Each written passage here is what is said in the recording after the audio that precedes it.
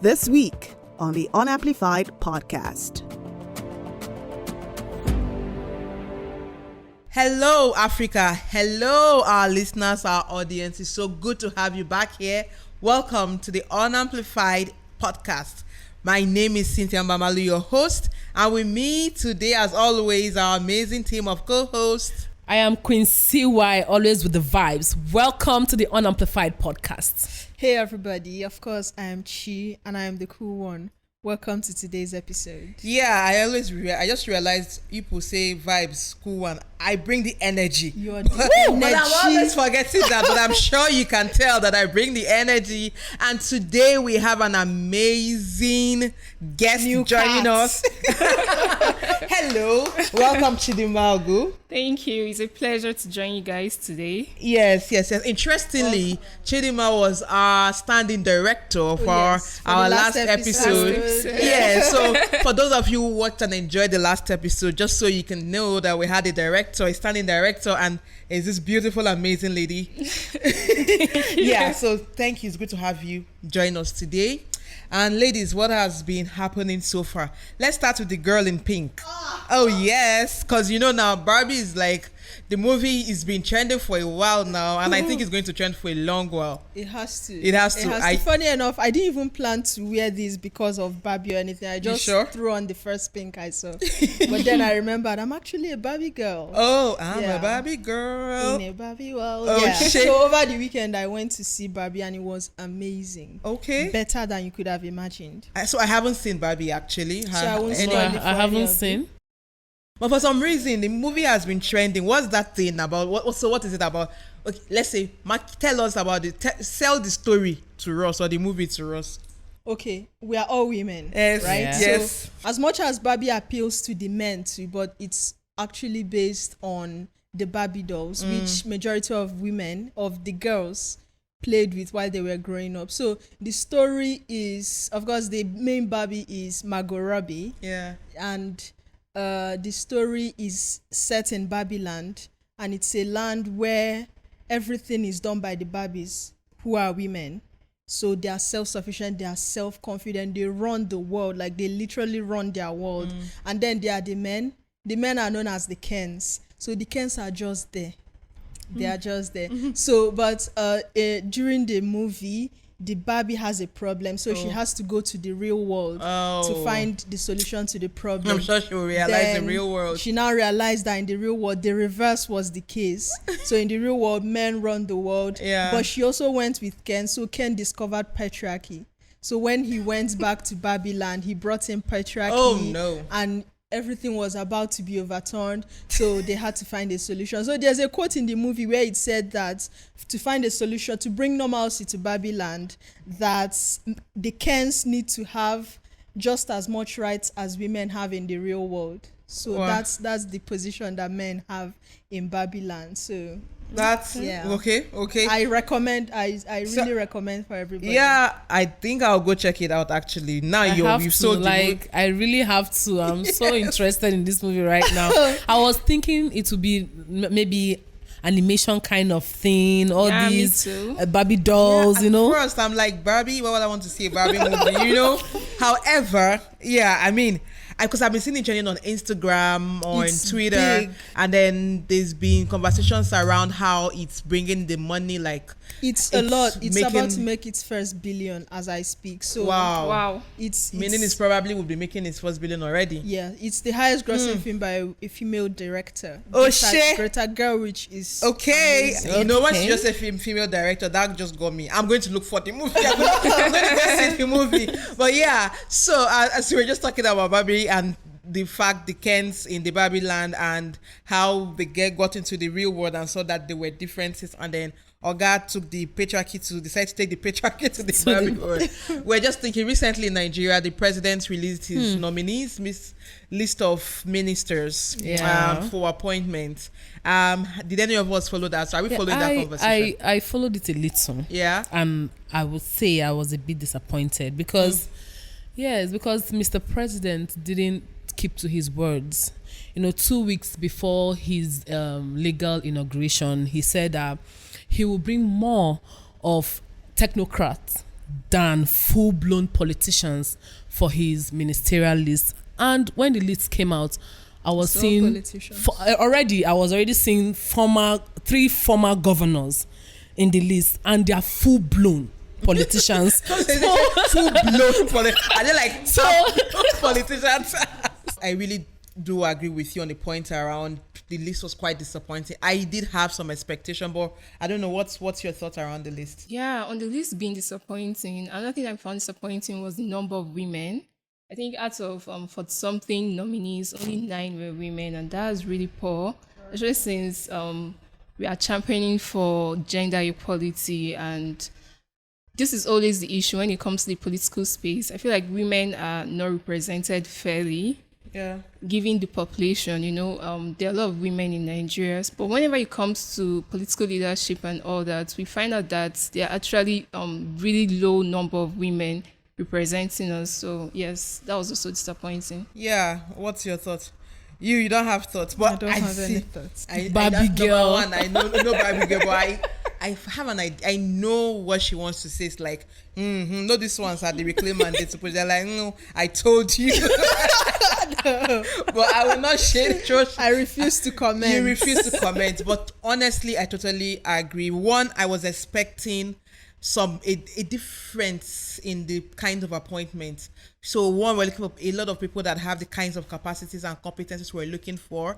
I just felt like at a point the list looks a bit like a patronage system. We're trying to pay people for how they supported your campaign or what they did. And our list of ministers or those who should head our ministries, departments of and agencies shouldn't be individuals that are just going to occupy the offices because that is like a payback to them for their contribution to politics. And I just feel like I was expecting more, but I think what is important is for whomever is appointed. I know they are going to go through the screening, but that people are giving portfolios that match their competencies. So let us have round pegs in round holes rather than having round pegs in square holes. The women thing is really important because, one of the campaign promises of the APC during the pre-election phase was the campaign around 30% gender inclusion when it comes to appointment and all of that. However, we are hoping to see that reflect in these appointments. Yeah. But just 9 women. I mean, one of the women was dropped. At least if she wasn't dropped, would have had 10. And I just felt like that. I feel like that is really backward for us. And so just moving from that to our conversation today, because we're talking about being Nigerian and everything in between. And people will say sometimes like, is there any benefits being Nigerian? Is there any fun? Is there any good or is there any happy thing about being Nigerian? So I wanted to start from there, so we don't begin with lamentation. Let's start from we already started lamenting people that are disappointed. Because we have to talk about this thing. No matter how disappointing I am, yes, but I'm still happy to be a Nigerian. Yes, do you know, personally, I think for you to get disappointed, it means you had expectations. Yes. Honestly, and I'm not saying this because I had anything against the government. I just feel like the Nigerian political space, this is what always happens. People take up positions, and when they get into power, they are just paying back all the people that helped them get into power. So I didn't have any much expectations, and everything is just playing out the way I imagined. Ha! Really? That's why you don't want to talk before. But I do understand. But there's nothing. See me, I like to have hope. I get that, but I was expecting if you're trying to pay people back for help supporting your political ambition, then manage that well. Don't make it so. There's some people. Why is Wiki on the list, for instance? I'm sorry. There are just some people I've just mentioned. No, because former governors. El-Rufai was a one-time minister of FCT, then governor. Wike was a one-time minister and then governor. And I'm just calling these two because these are the two apparent that has held positions at the federal level, served as governors 2 terms, and I still don't know why we need to have those kind, because we need to also show that we have a lot more in Nigeria beyond this individual. So definitely on these two, I'll call their names any day, anytime, because I do believe they are better.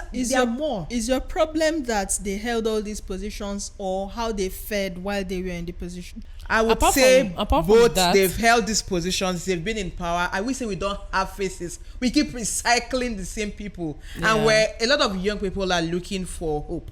And for me, when I say what does it mean being Nigerian, because I think at this point we have to start thinking of the things that make us happy about being Nigerian, so that we'll not get so burdened with the challenges we're dealing with.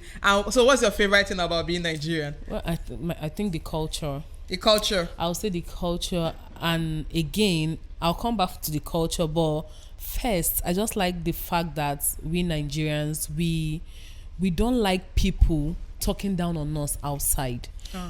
We are kind of together outside. We can talk bad about each other in Nigeria, but let's not be another person from another country now start saying something bad about Nigeria. We will grudge you. Gang up against the person. We'll grudge you. Social media, that's when people come after someone, the way Nigerians will go after you on social media, be wondering. So I like that about Nigerians, and I like Nigerian food. I like food. Foodie. No, seriously. See the look at I like food. I love food. So I love Nigerian foods.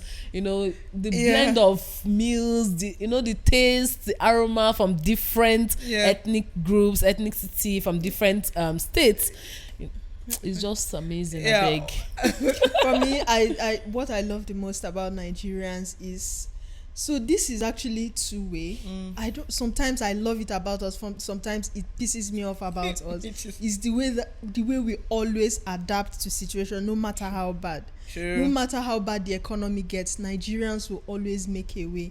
We'll complain, of course, that's certain. On Twitter, we are always angry there. But then, we'll always adapt. Yeah. And just before we started, we were talking about something, and Cynthia was narrating something bad about her trip, and she just said, we move. And what you just said now can make me cry. And then she just said we move, and it's a very so we are very happy people, and no matter what comes around, we are just going to just override it. It's good and sometimes it's bad, but then, I think we're quite resilient. I know when you said it, but then because we're sometimes Nigerians. Because the thing is, if I keep kill crying yourself. over this now, I can't come and kill myself. You know? Exactly. When it has happened, we move because we can't start. You know, they say don't cry over spill. That's what we both say. Don't cry over spill. We're like, can't come and kill myself. You know. The thing I love about Nigerians is how ambitious we are. Oh yeah, we're quite ambitious. And we are go-getters. You know, Nigerians are always trying to, they just have that hustling spirit. That's why you see that there are a lot of Nigerians abroad always searching for opportunities. You know, there's something they say that if you go to any country and you don't see Nigerians there, then know that something is not happening there. Just leave the country. Exactly, Yes. yeah. I was on a trip recently and I was telling someone, and because we're like, we ran into a random black person on the street, and I'm like, I'm very sure that's a Nigerian, and boom, person was Nigerian. Wow. And I was telling someone like, hey, there's this saying, if you go to any place and you don't find a Nigerian, just leave. It either means they're killing people, something is not happening there. Because we're such a resilient people that when we leave our borders, right? Yeah. That's why you always see Nigerian travel to this country, best in this, best in that. We're even winning elections now. Yes. How many Nigerians are elected in the US? You know, and I'm just like, that's the beautiful thing about us, right? I like that fact that we're resilient. Wherever we go, we make things work. Anywhere Nigerians can make things work, any part of the world, just now no one else can make it work. That's my belief. And it just shows, no, it's the truth now. I agree. Yes. And so I was just, because when I was thinking about it, I was like, okay, also our music, our slangs, because it's like, I can't come and kill myself. Like our slangs, I think it just gives us this correct vibes. Yeah. And as I was thinking about that, I said, okay, so now those are the beautiful things we love about being Nigerian.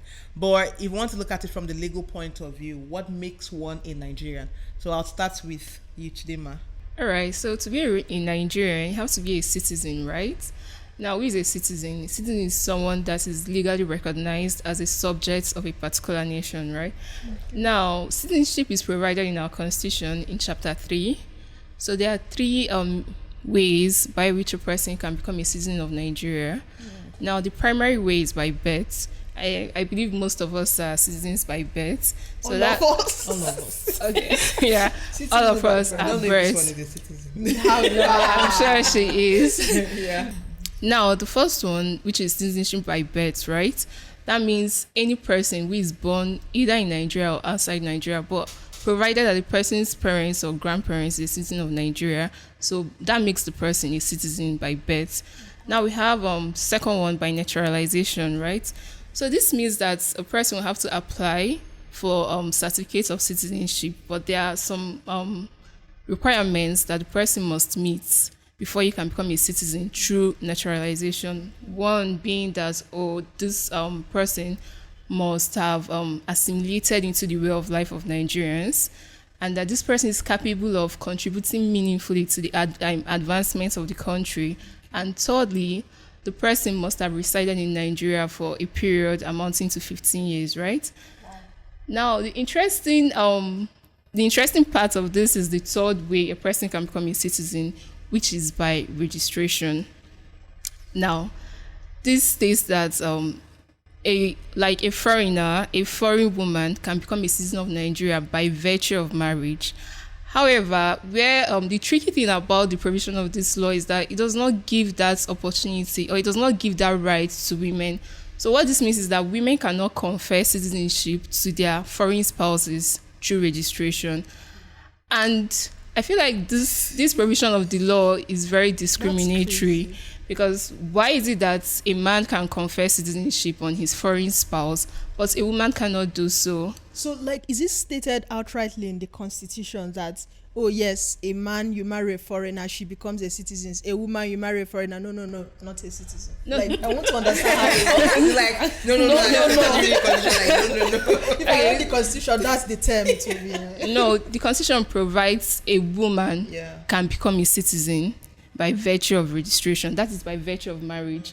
But if the Constitution wanted to capture both men and women, it should have used all persons. Yeah. But the language there is women. Yeah, because it says a woman married to a Nigerian man. Yes. So because if it used a person married to a Nigerian, yes, it would mean either ways. Yeah. But it clearly states, and the Constitution doesn't use gender inclusive pronouns most of the time, or even male, female, or men, women. But for some reason, this is one of those sections where woman is mentioned, and is mentioned in a way to say limiting just foreign women of Nigerian men who can.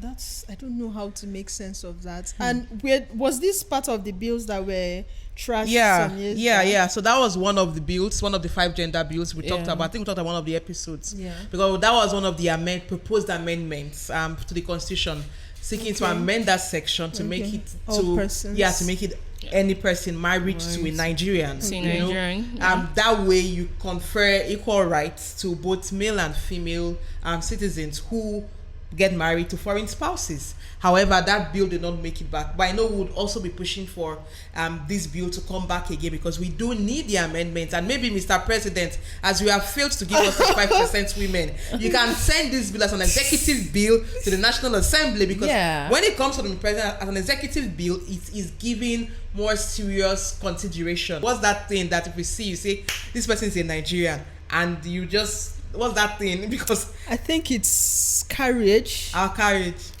By courage, I mean the way we present ourselves. Our charisma. Someone has said that we are proud. We just walk like we own, like, I'm black, but I'm in the top black, top black list. So it's like, this is definitely true. Nigerian. I also think, like, when you watch like our movies, like I would say our music, our movies is just blown out of there. But because I remember people say they love how Nigerians wear their traditional attire. So I think the way we wear like our Ankara, you notice which time most of us travel out. Let's say we're in Nigeria, you're not wearing Ankara, but when you're traveling out, you start wearing Ankara. It's like we're blending them with our colors. Beyond just being colorful, if you watch I was watching one interview by Burna Boy on the Daily Show there. And the way he was talking, when Trevor Noah was hosting, he was like, you Nigerians, you come in with so much pride. Because it's like... He started teaching Trevor how to say, it's like, and we do that a lot. Yes. Anywhere we go to, it's like, I don't get why have you been talking like you start talking like us, like we start teaching you our slang, we start teaching you our ways of saying things. Yes. Every Nigerian that goes to all these foreign daily shows, there's always a segment where they are teaching the host how to say something in Nigerian language. Yes, and I like that. Yes. Because, that's what shows that we may have our issues, but we're still proud of who we're. Like how you said, no matter how we fight inside here. When we leave this country, we are one. Yes. We will defend each other, even if we don't like you. We will fight the other person just to protect ourselves. So I was thinking about beyond just these beautiful things that make us Nigerians. Are citizens informed about their rights? Do citizens know what their rights are? Nah. I feel most citizens, most of us, let me never use citizens, let me use us. Most of us, we don't know our right. Like me, I know, like, okay, yes, I know some, but I don't know all. And that's why, if you notice, that's why we have this more of police brutality, jungle justice, and all that in Nigeria. So I feel if we should know more about that, we'll have lesser of those abuses in Nigeria. I don't think the layman or the average Nigerian knows their rights to that extent. People know certain rights, but then there are some rights that when it starts going deeper, there are some rights that they don't just know. And for someone like me, it takes talking to people like you and Chidinma to start knowing. Yes, because I had a conversation with Chidinma some days back, and she said that as a lawyer, the police don't just stop her, because there are things you can't just do to a lawyer. There are things police does to the average citizen which you can't do to a lawyer, because they know their right. Like, Oga, why are you stopping me? They will now say, are you a lawyer? You say yes. First they may see the NBA tag or whatever, like lawyers. And they are like, okay, you people should carry your wahala and go. And I feel like police as law enforcement, I don't know why they are so, they are so excited to break those laws. If they realize that you don't know your rights as you should, they are so willing to trample on that right. So when they now see lawyers who know their rights, they are like, okay, you are not a target anymore, so they draw back. Yeah, funny enough, even our law enforcement officers, they really do not know the law sometimes. Okay. And that's why we keep campaigning for awareness and teaching them about these laws, because you find out that most of the human rights abuses actually comes from the law enforcement officials at the end of the day. Let's say, for instance, when they arrest someone, right, the law provides that the person should be taken before a competent court within 24 hours, and then where the court is not really close, 48 hours or any other time that is deemed reasonable by the court. But if you go to our police stations these days, you will see people who have been in police custody for months. Sometimes years. Yes, and that is very wrong. That's a breach of our human rights. So I feel like ignorance is one of the major challenges facing the realization of human rights in Nigeria. Chidinma, I actually also know that there's a quote that says ignorance of the law is what? It's not an excuse. Okay, so excuse. in a situation where someone's rights is being trampled because a police who also doesn't know the rights kept them in custody for longer than they should, what happens when the law comes down? Does it come down on the police itself for breaking the law? Like, how? There's no police officer that will say he or she does not know the right thing to do unless you not go through training. So for these particular instances, the police officers, they are trained. I don't want to believe you just came and you are thrown into the service. They are trained. They know the rights of citizens. They know this is a human right. They know this is what a citizen is entitled to. But they also know that a lot of people do not know their rights. And so it is easier for them to breach. Only when you don't know anyone to speak for you. You know, sometimes you have Nigerians who are just victims of circumstances, less privileged in society.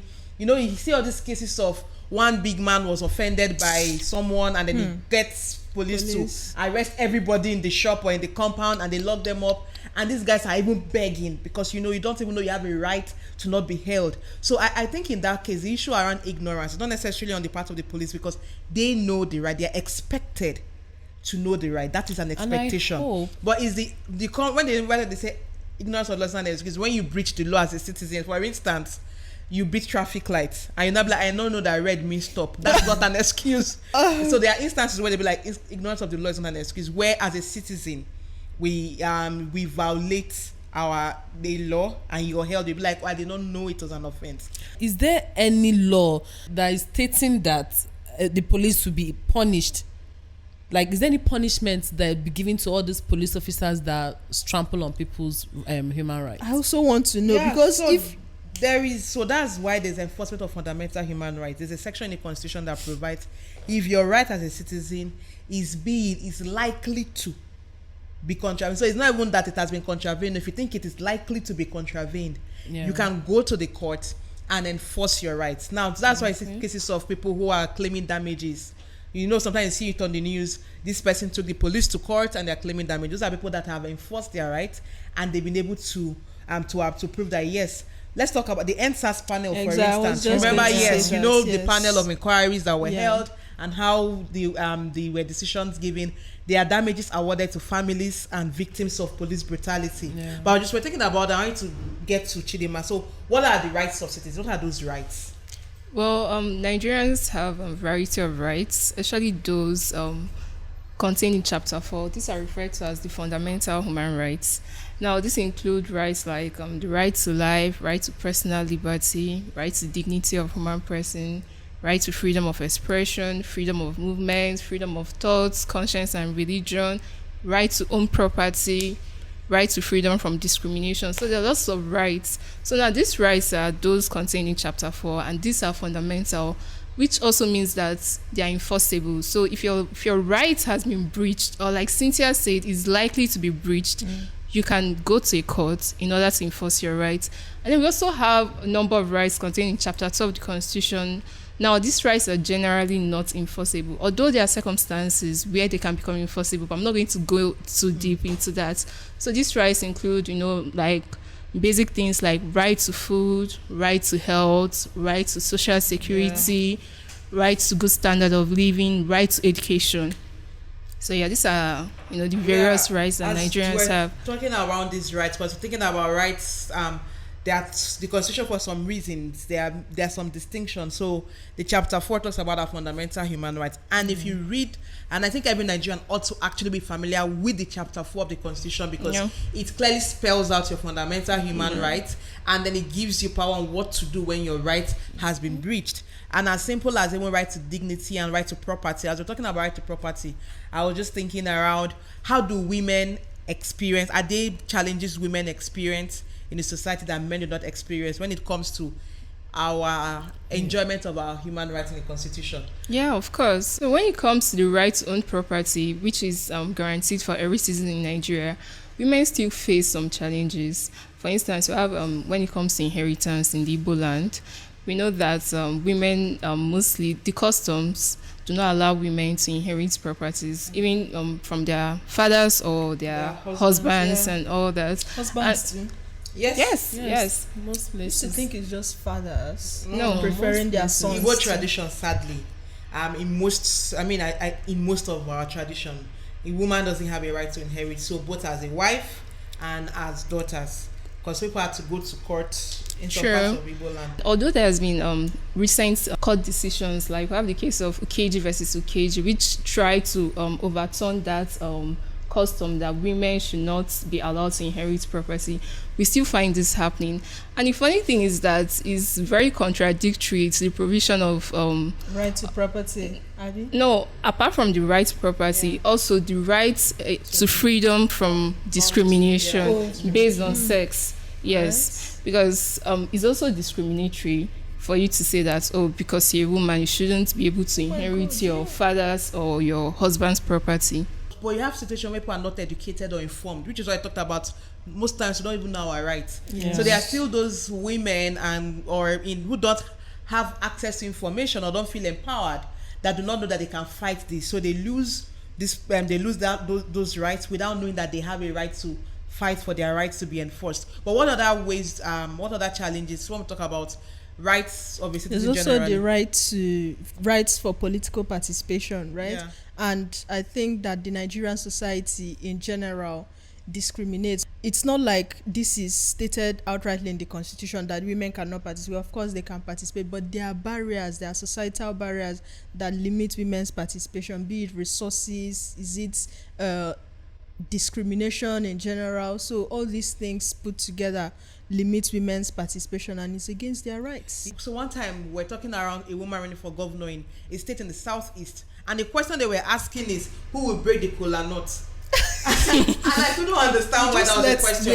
But that was because, you know, in Igbo culture, when you go for meetings, you know, the kola nut is part of the part of celebration and all of that. And normally the governor, if the governor is present, the governor breaks the kola nut. But then they say in Igbo culture, a woman do not or does not break kola nut. And I'm like, well, if the woman cannot break kola nut as a governor, a deputy may be a man. She can go with her husband, or we'll go with a male and delegate the man. Okay, break the kola nut on my behalf. How is that an Why issue? is that an issue? The other issue is how will you call the husband? If the woman is a governor, what will you call it? You know, some of those things are so distant. But I know in some states, and I had one of our young women who ran in a state in the north, in northwest, and it made me understand why he had fewer women winning elections in the northwest. One of the episodes talked about how some women, some state assemblies don't even have a woman. Yeah, it's because for some of them to even religion was also played. Was the thing that was at play to limit their competing for office or even contesting or winning elections. But what else? Because we're thinking about rights. So, for instance, education, health. Yeah, there's education, and you know, especially in the north, women are not really like allowed to go to school in the north. In some communities, in some communities, they believe that their women are supposed to get married and just get married off to a man, and it even brings about child marriage, because 43% of women, mostly in the north, get married before they are 18, and 16% of these same women get married when they are below 15 years. So it's really an issue over there, because women are not educated enough to know about their rights. And that's really, and as soon as they get married, it's like no bye to education. I think this is still a challenge. Especially when you talk about out of school children, and especially the percentage of girls, out of school girls. We see this happening in some communities in the north. I remember I had a meeting one of the traditional / religious leader in the community in Sokoto, and he was talking about a lot that they are doing even as leaders now to encourage, because he said all his kids are educated, and he's hoping that by showing his community people that, see, my children my girls are going to school, they are graduates, are going for further studies. If I'm sending my girls to school, what's your excuse? Because I'm supposed to be a custodian of the knowledge that we have. And I really liked what he said, because he said for them, they need to start showing the average citizen that your daughter deserves education, because when you educate the girl child, you also educate the community and the society, and I found that quite instructive. True. Equally, I also think that the law should be enforced. I mean, if we have in the constitution that basic education is from primary school until JS3, then it should be a must that these girls should attend school and at least complete basic education. Otherwise, the parents should be breaking a law. I mean, that is one of it, because we need to start enforcing our laws, but not just in the north, because also talk about out of school girls across. In the south, we have girls who are sent to be maids, housemates at very young age, and most times the families they are sent to do not take them to school. You have girls sent to hawk, and there's also the issue of period poverty, where there are not enough wash facilities in these schools. So these girls, once there are no adequate water and sanitation in these schools, it prevents them from going to school if they are on their period. And before you know it, people are missing exams, people are missing classes, and most of them are not even educated enough to know about these periods. And how to manage their hygiene. Honestly, we need to be a bit more educated and informed, because you have people who occupy positions of power who take advantage of their employees, take advantage of their tenants, take advantage of students, of citizens, just in different spaces. A lot of, not just government, most I think it's government. Ordinary people are taking advantage of their fellow citizens, right? True. And it's just because we don't know about our rights. And as I was just thinking about our rights, I'm thinking about what are those things that make us, one, our responsibility as citizens in the country, but what can we do to give Nigeria that positive image? And I say that because I want to talk about how our music is trending, we're setting the lingua, I was making us proud. I met some ladies from Kenya and Zambia, they're talking about this Burna Boy's song, it don't cast last breakfast. Now everybody go chop breakfast. So they were singing it. So they were telling me, oh, what does shayo mean? I did not even know that shayo and all of these things was not even. No, I was even saying, oh, you don't know what shayo meant. They said no, they did not know. And I explained to them the song. At first, they didn't know it was a breakup song. They went when I said, oh my God, the song is such a touching song.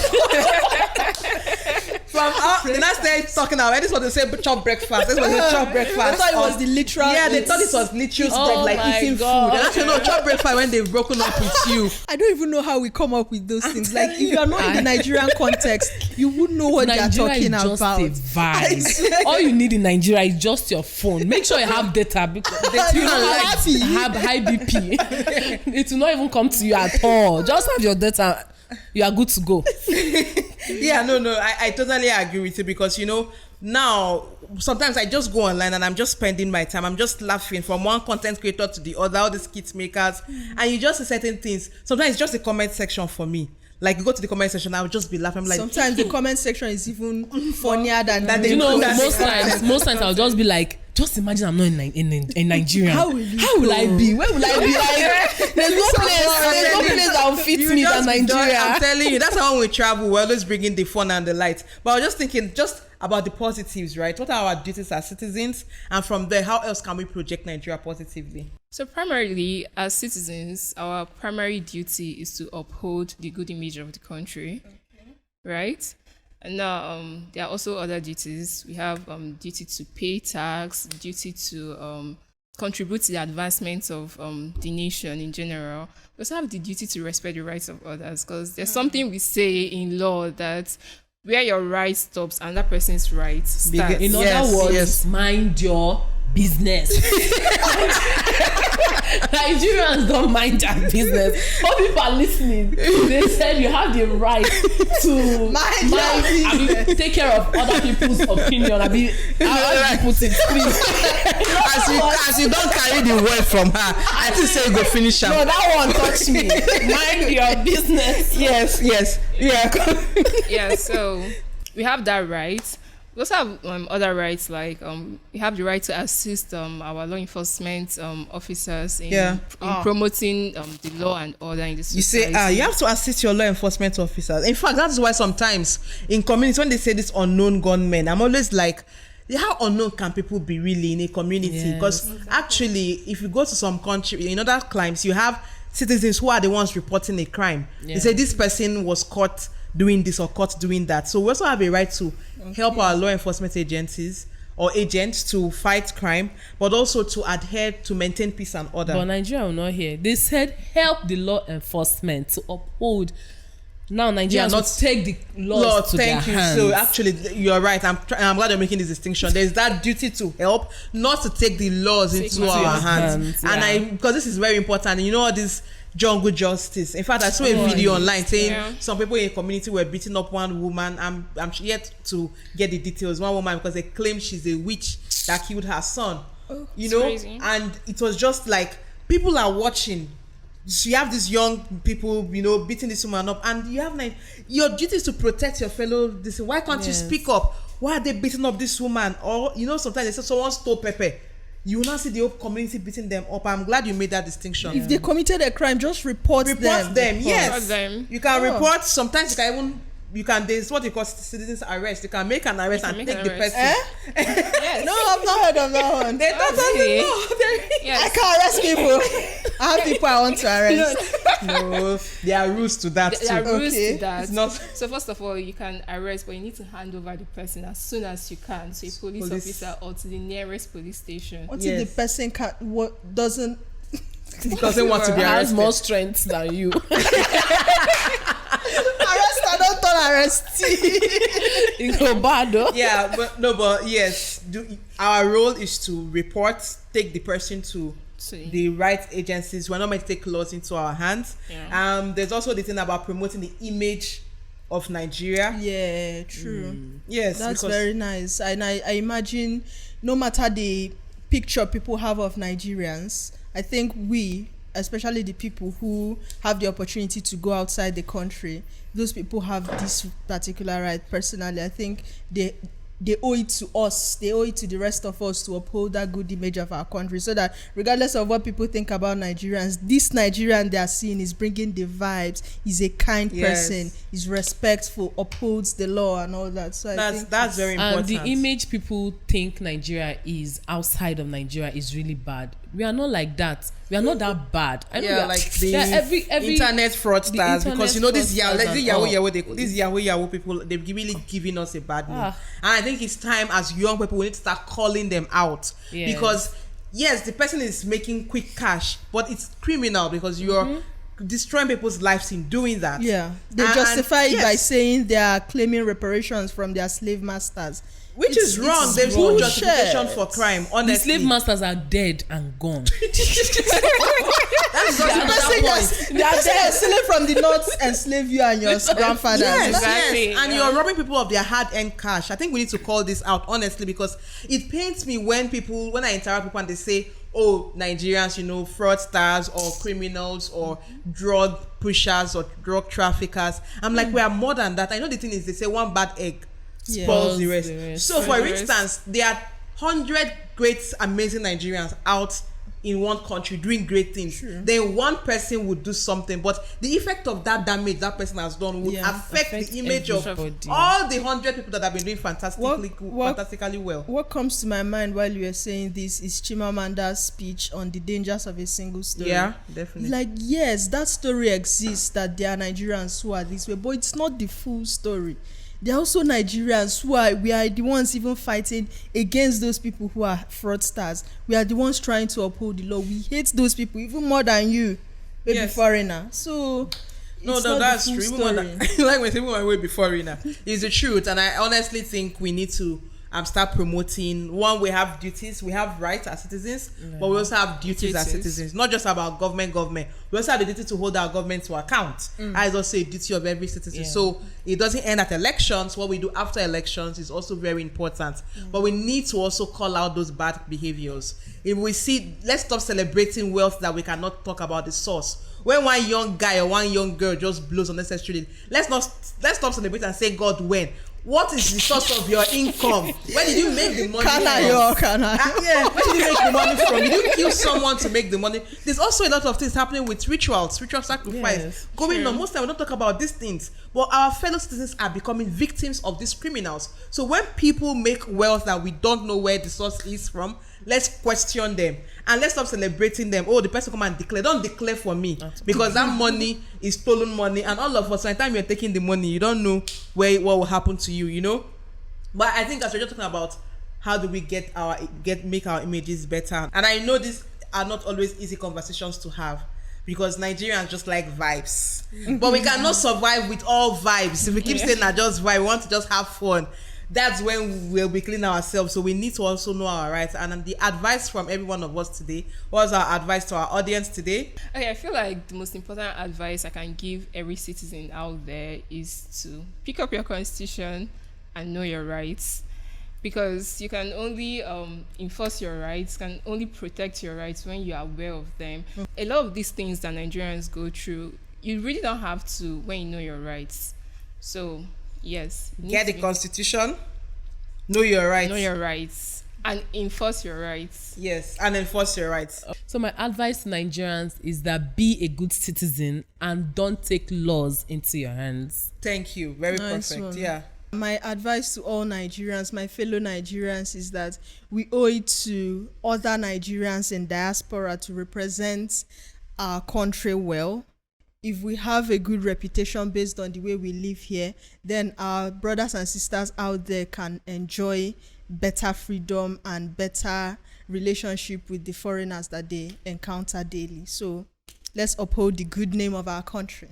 Yes, uphold the good name, because at the end, whatever we do reflects on every Nigerian, wherever they may be. So honestly, we owe it to ourselves to be the better versions of ourselves. But most importantly, we said, know your rights, read the constitution, and please let us protect the girl child. Let us promote the rights of women, because at the end, women's rights are human rights also. And so, ladies in the house, we're going to do a shout out to our guys and crew behind the scene. So who are we starting with today? I'm starting with Coker. Yes, so our cinematographer. Yes, so the amazing Coker. Yeah, Coker, shout out to you. Hamilton, our social media strategist, director, yeah, and Ayomide, our social media manager.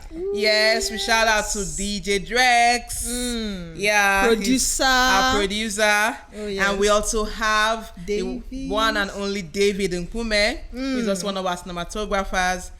And then we have our design guys. We have Samuel Folorusho and Stephen Momoh. Shout out to them. And shout out to Shola, one of our members of the crew. He's been here trying to give us the best shot. I hope I better look good in all the shots. And to our audience and listeners, what do we say? Thank you for tuning in. Thank you for listening to us this week. We hope to see you next week. Yeah, and don't forget to like, share, yes, subscribe to our YouTube, yeah, and also comment. We value your feedback. Also follow us on all social media handles at the Unamplified Podcast. And don't forget our Spotify and Apple Podcasts. Yes, so thank you so much, our audience. You guys are fantastic and amazing. And to our beautiful guest, Chinemerem. Smart. Yes, I'm so happy to have lawyer in town. Yeah, I was so happy to, when she confirmed that she would join us, I was really happy that she was joining us. Thank you so much for being part of the conversation today. The pleasure is mine. And for always supporting us behind the scenes. Oh, yeah. You know, most times we also call her to help in the work behind the scene. We hope to have you next time. And it's still the next episode. You know what we say, ladies? When you're on, you're amplified. Cheers to Africa. Cheers.